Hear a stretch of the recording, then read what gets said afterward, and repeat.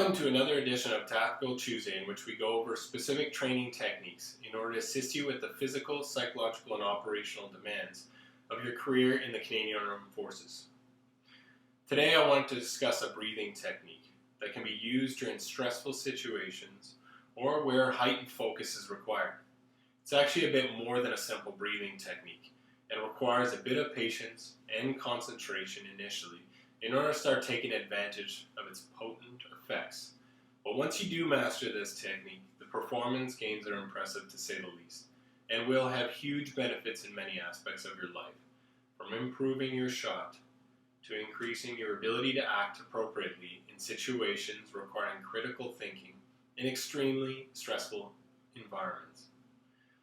By this point, you've most likely all seen, or at least are aware of, the importance of breath control.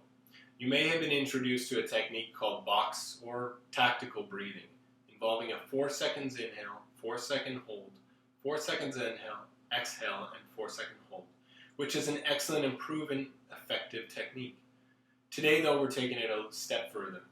The technique we're going to dive into is referred to as coherence training, an advanced technique involving the control of your breathing rate, depth, pattern, as well as your heart rate, and as a result, your blood pressure and even brainwave patterns. You've probably heard of being in the zone or in a flow state. Well, this is the goal of this form of training, getting yourself into a flow state almost instantaneously with practice. But let's dive a bit deeper into the what and why before I go over the how. On the left side of the image, you'll see what your typical heart rate and respiratory rate look like. See the relative disorder and lack of coordination between them?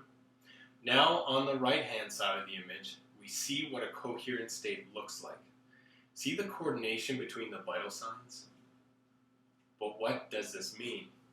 When we get our vital signs in sync, our brainwave begins to change in its ability to process information.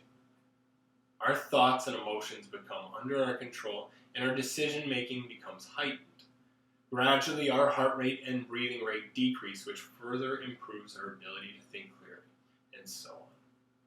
In time, with practice, not uncommon to achieve the ability to drop your heart rate into the 30s or 40s. So that's right, 30 to 40 beats per minute is not uncommon.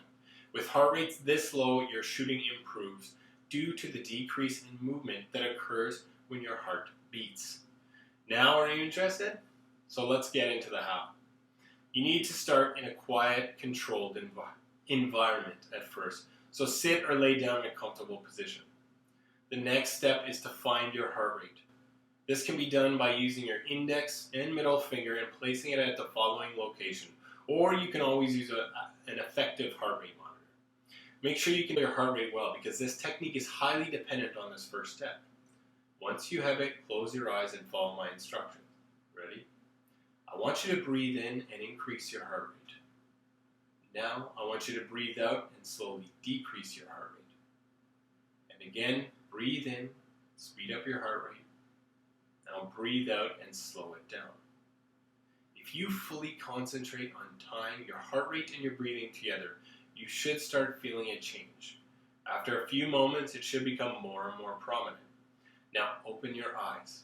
At first you may not get it, but be patient and keep working at it. With time it will improve, and with a decent amount of practice you will be able to create this coherent state instantaneously without the need to feel your heartbeat. And most importantly, be able to put it into practice in a truly stressful situation. Since that was a lot to take in, feel free to leave any questions in the comments section. Take care.